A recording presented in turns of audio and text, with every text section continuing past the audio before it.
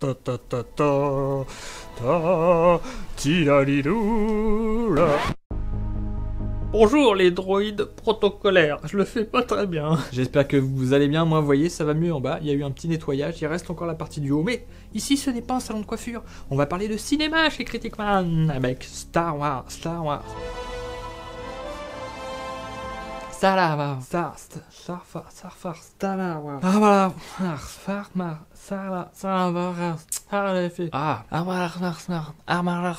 lis pas,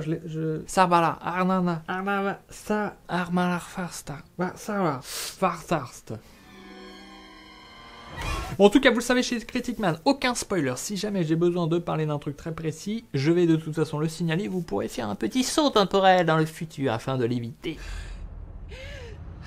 Vous êtes donc en totale sécurité ici pour parler du nouveau film de Rian Johnson, SW8. Ah, j'ai trouvé une technique. Les derniers Jedi, non, The Last Jedi, le dernier, on sait pas, qu'est-ce qui s'est passé? Ouais, s'il y en a qu'un, les gens vont pas venir, dites qu'il y en a plein. Quoi? Moi, personnellement, même à titre marketing, je trouve le dernier Jedi, j'ai les miquettes, je me dis, putain, je veux voir s'il y en a un dernier, même si j'aime pas, je veux voir l'extinction d'une espèce. Les derniers, on se dit, bon bah voilà, il suffit qu'il y en ait deux qui, voilà, et ça en fait des nouveaux, donc on s'en fout. Revenons peut-être rapidement sur la carrière de Rian Johnson pour situer le petit bonhomme qui a commencé dans l'indépendant en 2005 avec Brick, qui a fait exploser Jason Gordon Ryan, Levitt, j'ai du mal avec les noms aujourd'hui. Vous savez, Robin dans les tout derniers Batman. Brick, film très étrange, très intéressant, qui mélange teen movie, si vous voulez, avec film policier, film noir. Ensuite, en 2008, il a réalisé Une arnaque presque parfaite, comédie, un peu voyage, un peu aventure, un peu étrange. Alors d'ailleurs, ça c'est pareil, le titre original c'est The Brothers Bloom, en français Une arnaque presque parfaite, titre complètement moche. Le film a ses particularités, une forme d'étrangeté, mais il fonctionne pas parfaitement. Et en 2012, il a attaqué la science-fiction avec Looper, qui est assez malin, qui est assez fou dans ses boucles temporelles, auquel il manque un petit quelque chose. Et pour compléter le tout, ensuite, il a réalisé des épisodes de la série Breaking Bad, notamment dans la saison 3, le fameux épisode de La Mouche. Donc en tout cas, un cinéaste assez particulier qui a particularité généralement d'écrire ses propres scénarios, et d'ailleurs le Star Wars, il a pu l'écrire lui-même. Ah, bah j'ai réussi à bien le prononcer. Toute logique, va y avoir de la comparaison forcément avec l'épisode 7. D'ailleurs, on retrouve grosso modo le même genre de défauts, le même genre de qualité, la même sensation particulière, c'est-à-dire que j'ai une énorme liste de défauts, et malgré tout, j'ai aimé le film. D'ailleurs, je suis surpris de voir qu'il a visiblement beaucoup divisé, y compris au sein de personnes qui visiblement avaient aimé l'épisode 7, alors que c'est quand même assez semblable, c'est assez dans la continuité. J'avoue, j'ai du mal à comprendre qu'on puisse aimer beaucoup le 7 et pas du tout le 8. Au rayon des défauts un peu hérités du 7, peut-être parce que c'est leur cahier des charges, vous avez cet effet un peu remake, surtout au début. Vous avez des personnages parfois qui sont un peu vides, qu'on voit trop rapidement et qui manquent de profondeur. Vous avez des situations parfois un peu tirées par les cheveux et puis un manque d'inventivité dans les scènes d'action. Mais malgré ça, je prends un plaisir à chaque fois. Par exemple, le film dure 2h32, je me disais, oh non, mais arrêtez avec les films de plus de 2 heures, je les ai pas vus passer. J'en aurais peut-être même pris encore un petit peu plus. C'est-à-dire qu'à un moment, allez, on va dire au bout de 10-15 minutes, je me sentais bien dans le film, je me suis un peu posé comme ça, et je me suis dit, ah, je suis content que ça dure très longtemps. J'ai envie d'en profiter pendant un long moment, quoi. Je le compare au 7, mais malgré tout, le film, il a sa particularité, il a un goût différent. Notamment, il a un effet épique plus puissant, plus d'ampleur, comme ça. Peut-être parce qu'il y a plus de personnages, ça fourmille. Il y a une sensation de fourmillement. Parfois, on se perd un peu, c'est pour ça que je parlais de certains personnages un peu vides, qui sont esquissés trop rapidement, parce qu'il y a beaucoup de choses, il y a beaucoup d'éléments dans les deux camps, ça fourmille dans les deux sens. J'ai l'impression qu'on explore plus de lieux, hein, il y a plus de changements régulièrement, les scènes sont peut-être plus courtes. Toujours dans le positif, je trouve l'intensité dramatique est supérieure. J'ai pas eu de sensation où ça redescendait un peu dans le set. Les 30 premières minutes, c'était vraiment super, j'étais pris dedans, et quand les anciens personnages sont réapparus, j'ai eu cette sensation un petit peu de la scène dans la cantina là, il y a un vrai creux, un vrai ventre mou dans le film, avant que ça remonte un peu et que ça redescende parce qu'il y a vraiment ce côté remake. Là déjà, l'aspect remake, je trouve, s'efface un peu au fur et à mesure. Le film a peut-être un peu plus de personnalité, je trouve, même parfois dans certains excès, mais au moins ça lui donne, comme je disais, un goût différent. Et c'est ce qui fait que quand tu lis au début, vous savez, le texte déroulant, tu fais oh là là, non, ils refont un remake donc de l'épisode 5, l'Empire contre-attaque, ça part sur la même situation, et j'ai la sensation, même si on peut faire plein de parallèles, d'avoir vu quelque chose quand même de très différent. J'ai oublié au fur et à mesure l'Empire contre-attaque, ce qui n'était pas le cas dans le 7, où vraiment à la fin, t'as l'impression de voir la fin de l'épisode 4, quoi. Les moments forts, j'ai trouvé plus forts, plus puissants que le précédent. des images, des situations que j'ai trouvées plus marquantes, peut-être plus fraîches, plus nouvelles dans Star Wars. Et il disait justement en interview, Rian Johnson, qu'on lui avait donné donc cette liberté, c'est pour ça qu'il avait accepté de pouvoir écrire lui-même le scénario. Donc il avait forcément la contrainte de prendre des personnages qu'il n'avait pas forcément choisis à un certain moment donné, et il devait les rendre dans un certain état, les amener à un autre endroit. Mais entre les deux, il a pu faire ce qu'il voulait, il a pu les développer comme il voulait. En tout cas, je trouve ça quand même marrant de voir comment dans une telle machine, on a l'impression en fait que tout est préfabriqué par les producteurs, si vous voulez, que c'est un moule, et on fait tout le temps pareil. Je veux dire, Rian Johnson, sur le film, il a son producteur personnel avec qui il a fait tous les autres films, donc il a monté celui-là. Il a son chef opérateur habituel. Et ils auraient pu très bien lui imposer, lui dire non, on veut telle esthétique, tu fais ça avec telle personne. Du coup, même s'il y a ce fameux cahier des charges, il a pu lui explorer au moins visuellement des idées assez puissantes. C'est pour ça que le film monte plus, parce que J.J. Abrams, il est très bon pour faire du production design, donc c'est-à-dire faire les choix esthétiques d'un film. C'est pour ça qu'il a rebooté Mission Impossible, il a rebooté Star Trek, il a rebooté Star Wars. Mais à chaque fois, ces films, il manque un peu de personnalité, et surtout, les enjeux qui sont mis en place dans la première partie, ils n'arrivent pas à vraiment décoller dans la deuxième. T'es souvent déçu, quoi. Là, au moins, celui-là, il y a quelque chose d'un petit peu plus exubérant. Il s'est un peu plus lâché, j'ai l'impression. Ça amène des beautés visuelles, donc je parlais de son directeur de la photo, là. Il y a des moments vraiment magnifiques. Tout en étant cohérent, forcément, avec ce système où ils arrivent à bien combiner des choses réelles et du CGI, forcément beaucoup. Je sais pas si on voit dans la bande-annonce, alors je fais un mini point spoiler. Mention positive sur le visuel d'avoir fait ce choix de remettre la marionnette de Yoda. Ils ne l'ont pas fait en image de synthèse. Et c'est marrant parce que si tu fais bien gaffe dans le film, ils ont mis cette petite auréole bleue pour faire justement son esprit qui revient. Mais si tu regardes bien,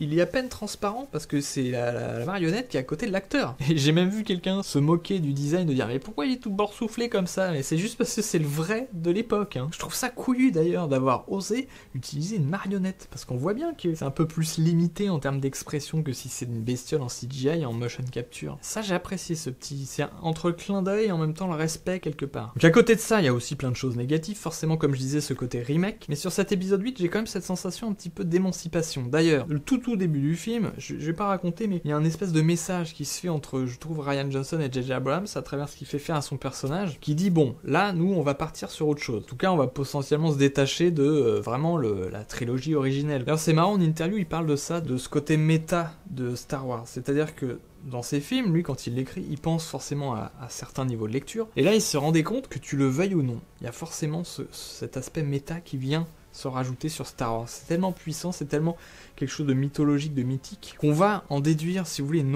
autre lecture. Une lecture par rapport à la saga, etc. Donc il a fait gaffe et essaie de trouver un équilibre.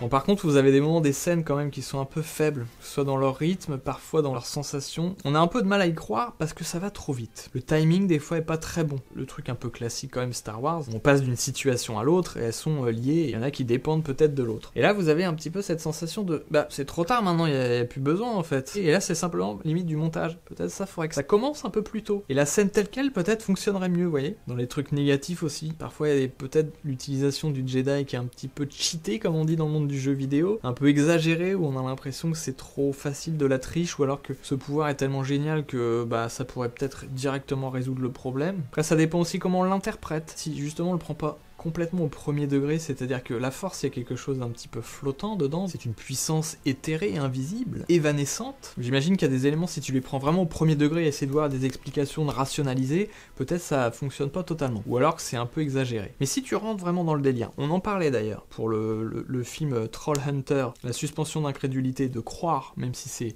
un truc complètement fictionnel, fantastique. Les premières scènes, j'aimais moyennement, pas super marquant le début, mais en fait, ce petit rythme qui s'installe, donc sans m'en rendre compte, j'ai été complètement pris dedans, ce qui fait que ce fameux principe de suspension d'incrédulité, donc d'adhérer à ce qui allait arriver, c'est enclenché. Là, ça a fonctionné. Donc il y a peut-être des choses qui ont gêné certains parce qu'ils n'étaient pas complètement dans le film, auxquelles j'ai adhéré tout simplement, et je me suis dit ouais, j'y vais, j'accepte ce que tu me proposes, je vais jusqu'au bout de ton délire, quoi. Ça n'empêche pas que malgré ça, il y a des moments où j'ai fait bon, oh là là, non, ça j'aime pas trop, non, ça c'est moche.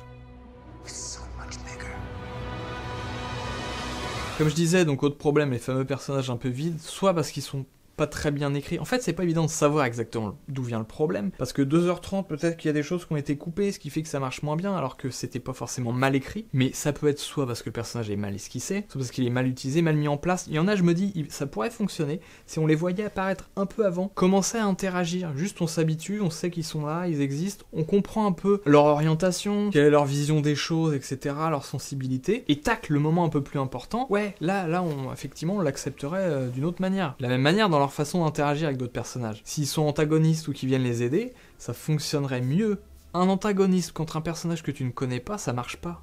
Si le personnage méchant ou que tu dois affronter, il est fort, il est clair, etc., il a une psychologie un peu plus définie, ton antagonisme aussi, il prend du sens, forcément. Si c'est juste un méchant et que il faut le tabasser, vous voyez, bon, c'est très léger. Donc ça, c'est un problème, voilà, des personnages qui tombent un peu de nulle part, on se demande est-ce qu'ils vont continuer à exister ou pas, est-ce qu'ils vont prendre du sens. Et malgré tout ça, j'ai pris, mais vraiment mon pied, quoi. Comme je vous dis, j'aurais bien aimé que ça dure encore plus. Il y a cette sensation, en plus, sur la fin, où tu sais plus trop quelle heure il est, moi je m'amuse pas à regarder l'heure pendant un film, et on arrivait à des plans assez iconique, assez joli, où tu dis oh non, ils vont refaire le coup de c'est un peu suspendu comme dans l'épisode 7, la fin horrible. Genre, c'est pas une série, c'est effectivement une saga de films et le film il doit quand même avoir une fin même si tout n'est pas résolu. Là je vois le truc venir, je me dis oh non, en fait heureusement ça se finit pas comme ça et est resté facilement 15-20 minutes. Là t'as ce truc un peu de tiroir de ah si, il y en a encore mon pote. Il y a aussi cet humour, je pense que certains n'ont pas aimé, qui est très léger, un peu débile parfois. Moi ça m'a fait marrer. Je trouve le timing était bon et vu que j'étais pris dedans, bon bah ça marche forcément plus facilement.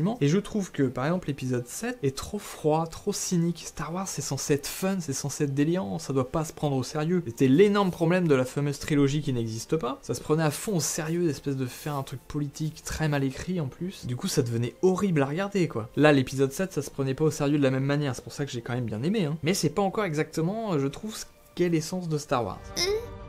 Oh là non ma petite, tu vas pas faire tes besoins ici. Là, il y a presque un côté un peu plus baroque, un peu plus débile. Alors le film n'est pas un truc comique complètement gogol, mais il y a 2-3 moments en fait, qui sont limite un peu trop... Caca. Et comme ça manque un peu de légèreté, je trouve, ça m'a pas gêné comme dans, par exemple, La Planète des Singes Suprématie, où je disais, l'humour, les vannes en elles-mêmes, le rythme était bon, mais c'était complètement dehors du film, ça m'a gêné, je trouvais ça décalé. Là, ici, c'est pas le cas, parce que c'est un truc, justement, qui est pas censé être très sérieux. Ça doit être dramatique. Les héros, plus ils sont pris dans un truc compliqué et difficile, plus toi tu vibres dans cette aventure. Mais pour autant... c'est des héros justement de space opéra, c'est sans conséquence, ils sont censés être invincibles, etc. Tu sais qu'ils vont gagner quoi, les gentils vont gagner. Moi ça me gêne pas du tout ce truc là, justement maintenant on arrive dans un truc un peu cynique. D'ailleurs un autre truc que je trouve pas mal, c'est que dans les deux camps, il y a plein de questionnements.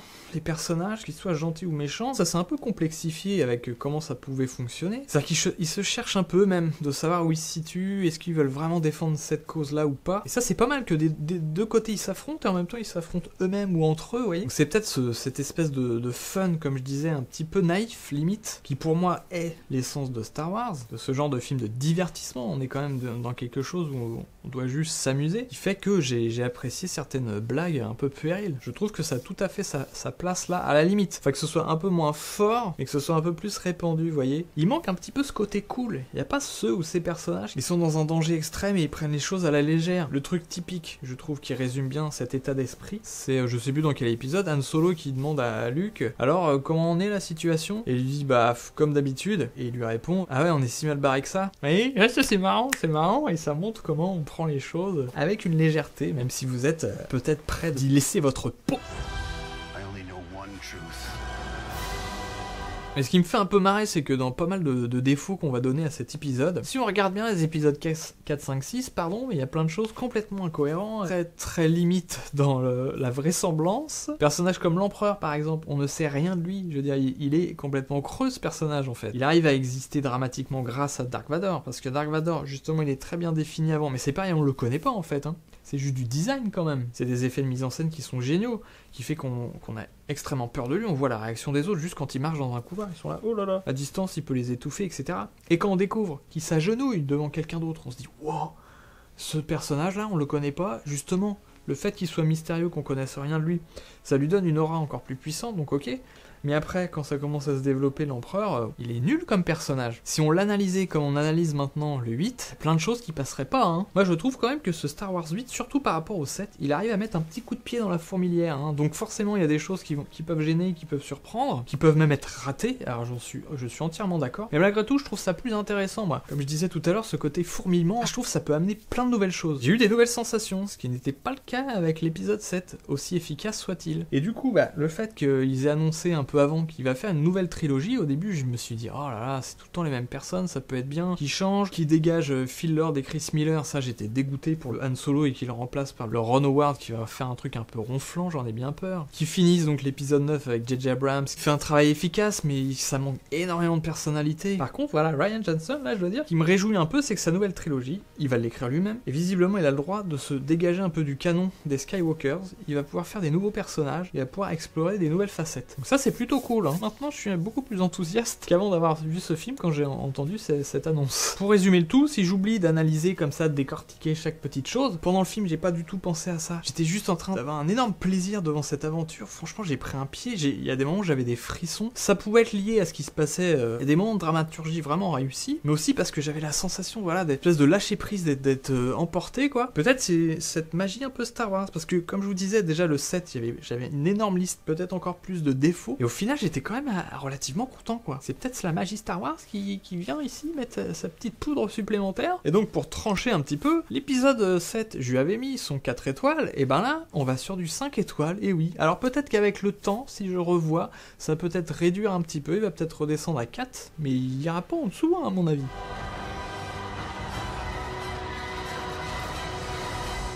Tout simplement, quand je suis sorti de la salle, j'étais trop content. Presque une euphorie, quoi. Et pourtant, vous le savez, je suis quelqu'un qui me laisse pas forcément emporter facilement. S'il y a un petit truc qui me gêne, ça peut pas me bloquer, mais en tout cas, ça va m'empêcher de partir comme ça dans le film. Et là, c'est réussi. Pour moi, c'est totalement réussi. Malgré les défauts, et oui. Puis finalement, ce côté où il y a beaucoup de critiques, le film tranche pas mal, c'est peut-être pour ça que moi, il me plaît. C'est que au moins, il a un peu plus de personnalité. Si c'est quelque chose d'assez convenu, l'épisode 7, je pense, est beaucoup plus consensuel, donc il va facilement plaire à plein de gens. Celui-là, presque, est un peu plus bizarre sur certains aspects, et moi je trouve ça beaucoup plus intéressant comme projet. Je vais m'en arrêter là, sinon je vais continuer à tourner en boucle, et on se retrouve très bientôt pour une nouvelle critique. Je vous embrasse, et je vous embrasse vraiment physiquement grâce à la force, si je me souviens encore de ma maîtrise. Vous l'avez senti ou pas? Bon si c'est pas le cas, c'est peut-être que j'ai basculé du côté obscur de la force. Cette histoire finalement de cheveux, vous voyez, que je laisse pousser, c'est peut-être parce que Chewbacca, il aurait besoin d'un fils ou d'un cousin qui vient en renfort, et il n'y a plus son pote dans le vaisseau. En continuant là, je vais peut-être pouvoir aller au casting des prochains Star Wars. Vous voteriez pour moi, hein? Je vais avoir besoin de soutien à mon avis pour qu'il m'engage. Des défauts un peu irrités du 7, hérité. Un peu irrité du 7. Hérité. Ça qui est génial aussi avec le cinéma, c'est qu'il y a plein de choses possibles. C'est-à-dire qu'il y a des films, si tu les regardes, tu fais ouais, c'est bien filmé, c'est bien écrit, les personnages sont cool, mais ça prend pas. Bah merde, c'est bizarre, y a pas vraiment de défaut, mais ça m'a pas fait grand chose. Et puis d'autres films, même qui sont pas forcément super, si vraiment tu dis ouais non regarde ça, je trouve pas c'est pas très bien fait, machin, mais en même temps j'ai eu du plaisir. C'est fou, c'est génial, c'est un peu ce qu'on appelle la grâce. Un film comme The Party est pris d'un état de grâce. Et cette alchimie là, tu peux même pas la contrôler en tant que créateur. À un moment t'as de la chance, ça prend ou pas. C'est comme la cuisine, hein. Tu fais monter ton truc, ça marche ou pas.